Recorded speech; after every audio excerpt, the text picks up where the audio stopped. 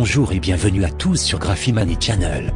Une théorie surprenante revient en force et fait le buzz sur le net en ce moment. La théorie de la Terre plate. En 2016, c'est complètement fou. Même stupide, vous allez me dire. C'est exactement ce que j'ai pensé en tout premier réflexe, car depuis que je sais parler et lire, je sais que la Terre est ronde. Tout le monde le sait. Enfin, c'est ce que j'ai appris.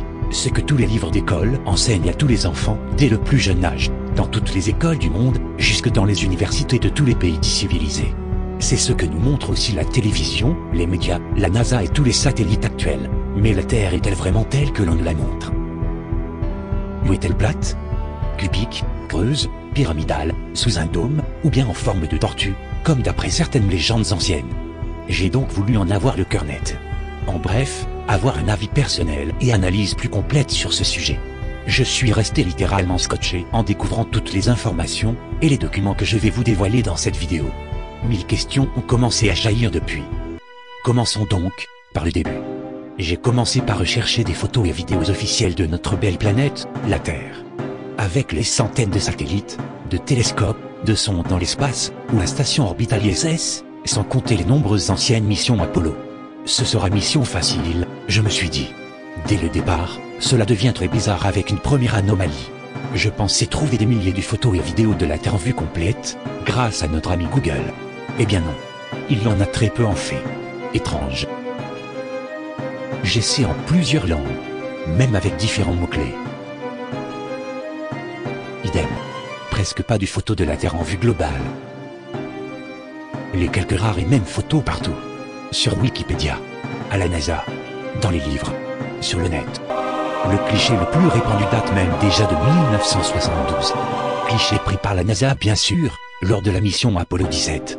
Il est vrai aussi que tout dernièrement, en 2015 un autre superbe cliché de la Terre a été pris par le satellite SCOVR, soit 43 ans plus tard quand même. Il était temps de réactualiser cette photo de la Terre. Regardons ce nouveau cliché de plus près. Magnifique, vous allez me dire. C'est vrai. Mais de près, cela devient un peu étrange. Contrastons un peu mieux.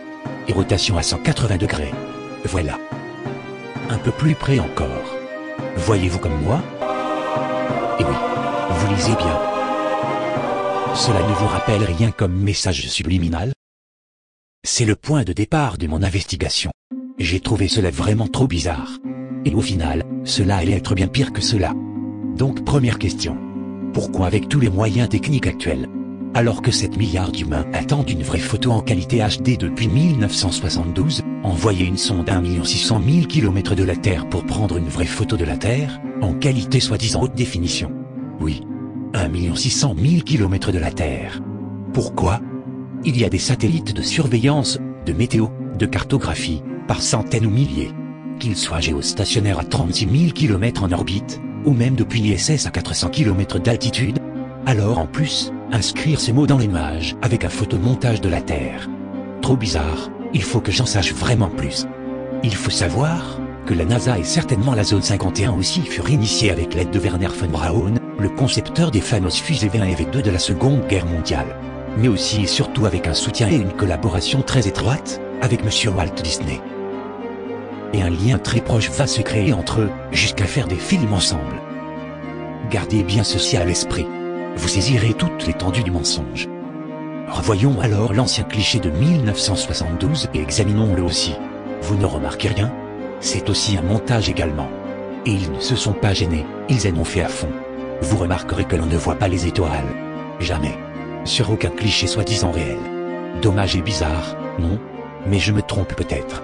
Regardons alors plutôt des vidéos, des enregistrements, des films tournés en live, donc en vrai. Tout cela sorti des belles archives de la NASA. Superbe n'est-ce pas? Mais ne remarquez-vous rien non plus? Ils ne doivent sûrement pas être gênés par les nuages dans l'espace. Et pourtant aucun cliché ne montre les étoiles en fond. De même que pour les océans. Jamais de vagues ou de houle. Et la mer a la même couleur. Partout d'un beau bleu clair marbré, quelle que soit la profondeur du fond marin. Aucun satellite visible ne passe dans le champ de vision de la photo. Aucun débris visible non plus. Parmi les milliers d'objets référencés en orbite, comment aucun objet ne peut être visible sur les photos? Jamais. Bizarre. Vous ne trouvez pas? Autre élément important qui témoigne du mensonge évident des vidéos effectuées par la NASA. Officiellement d'ici à là, c'est la moitié de la Terre. soit 20 000 km à l'équateur, et en 12 heures de rotation.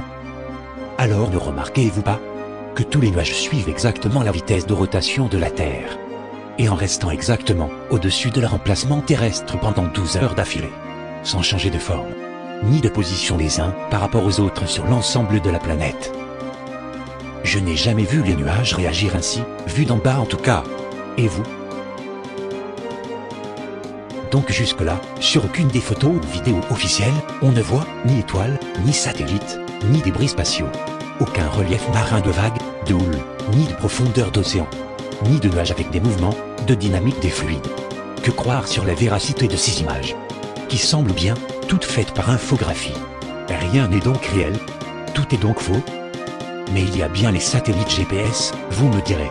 On s'en sert tous les jours ici sur Terre. Et c'est là que le doute continue. D'après les dernières investigations sur le fonctionnement réel du système GPS, il semblerait qu'il soit de nature terrestre et non satellite. Oui, des relais terrestres. Ce ne serait qu'une émulation ou amélioration d'un ancien système de relais terrestres, appelé programme LORAN. Cela explique-t-il le fait que l'on n'en voit aucun? Mais tous les satellites météo alors? Cela c'est sûr, ils existent bien. Ah bon? Pas si sûr. Ou pas tous en tout cas. J'ai cherché des images météo vues par satellite, en images réelles. Des nuages, des tornades, vues par satellite en réel journal météo. J'ai pas trouvé. Seulement et uniquement des images ou vidéos retouchées, par infographie. Donc là aussi, tout semble faux. Ou dirais-je peut-être plutôt dissimulé à nos yeux et à notre conscience. Gardez tous ces éléments à l'esprit, nous y reviendrons un peu plus loin. Alors, la Terre est-elle plate? Je ne saurais pas le dire maintenant. Je sais en tout cas ce qu'elle ne peut être sur ces images. Certaines vidéos de la station orbitale ISS tendent à supposer la rondeur de la Terre. Mais tout cela, c'est encore la NASA. Vous savez quoi rechercher avec, maintenant? D'un autre côté, c'est à se demander si ce n'est pas un effet d'optique. Une déformation voulue ou pas, créée par la lentille des caméras. Regardez ceci par exemple. Une vidéo d'une caméra GoPro fixée sur une fusée roquette, qui monte à une centaine de kilomètres de haut environ. Pour savoir, la station ISS est en orbite à 400 km en moyenne. Regardez bien maintenant. Un coup, la Terre est bien ronde. Un coup, la Terre est creuse. Ou concave. Même très concave je trouve. C'est selon la rotation de l'objectif, et le passage dans les angles de capteurs de caméra et d'optique. Étonnant. Alors, norme des lentilles mondiales, qui déforme et arrondit le point infini dans les angles ou les bords. Regardez maintenant, ces vidéos filmées à différentes altitudes, par des personnes dites non officielles. Ne remarquez-vous pas que c'est quand même très plat? Pour une Terre si ronde? Alors que pensez de tout cela? Cela veut-il dire qu'on peut nous faire croire à toutes les formes possibles? Mais le plus étrange, c'est que les autorités spatiales nous cachent la simple vue de la Terre, dans son aspect normal et naturel, et depuis des dizaines d'années. Cela prouve-t-il que la Terre est plate? Non. Bien sûr que non. Cela témoigne par contre, qu'on nous ment au-delà de la raison. Que cache-t-il? Que le budget spatial, avec l'aide des studios Disney, au lieu de recherche et missions spatiales, ont créé le plus grand show télévisé au monde, pour des milliards de dollars, et investi le reste du budget dans l'armement secret. Souhaitons tous que non. C'est fou, non? Je n'ose y croire. Ou alors, se peut-il que la Terre n'est pas si petite, qu'on nous le montre à nos yeux? Des terres dites non officielles seraient cachées à l'humanité? Pourtant, un doute surgit en regardant de près le logo de l'ONU. Il correspond, non seulement à la carte supposée de la Terre plate dans sa structure parfaite, mais vous pouvez voir que l'Antarctique, le pôle sud, n'est pas représenté sur le plan. Bizarrement, les deux palmes ou lauriers semblent le remplacer. Il semble même entourer presque complètement le reste de tous les pays connus. Est-ce un message ou un symbole caché? Vit-on dans un enclos ou un dôme, encerclé par un monde qui nous est interdit? À chacun de nous de pouvoir y répondre. Sachez aussi qu'il est interdit à tout avion, à tout bateau, de franchir le 60e parallèle sud. Pour quelque raison que ce soit. Hors dérogation rare, réservée exclusivement aux scientifiques, officiellement. Cela explique peut-être alors, en regardant la carte de la Terre plate, les trajets de 99% des avions du monde. Sachant qu'on ne peut franchir ce 60e parallèle, sachant que le système GPS est probablement sur Terre uniquement. En tout cas pour le grand public. Sachant les trajectoires effectuées par les avions de ligne dans le monde. Comment peut-on demander de tels trajets aux avions, si la Terre est ronde? Alors que le chemin semble logique, si elle est globalement plate. On comprend pourquoi les avions ne peuvent franchir la partie sud des océans en direct. Il y a de quoi se poser 1000 questions encore. C'en est presque à regretter la théorie de la Terre tortue. Elle est à la fois presque plate et concave, et creuse aussi, et un peu ronde. Comment est donc la Terre au final? Je ne sais plus vraiment. J'avoue. Il est temps pour notre conscience, celle de l'humanité, pour le respect de la Terre et de la vie, de ne plus laisser de tels mensonges nous polluer l'esprit et la mémoire. Nous ne devons plus accepter qu'on nous abrutisse par de tels moyens. Nous nous devons la vérité. Nos responsables politiques, militaires et services spatiaux, aussi. Amis de la Terre, enfants de Gaïa, amis ufologues, chercheurs de vérité, et curieux du monde. Soyons unis. Soyons ouverts.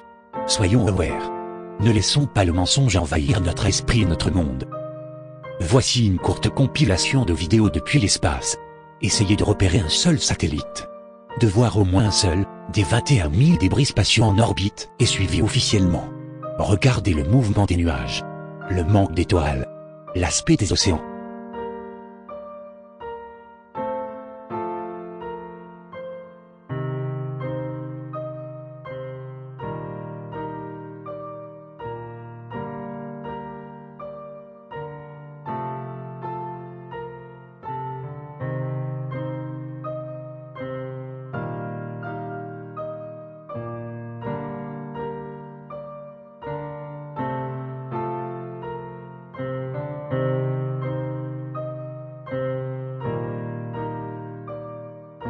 You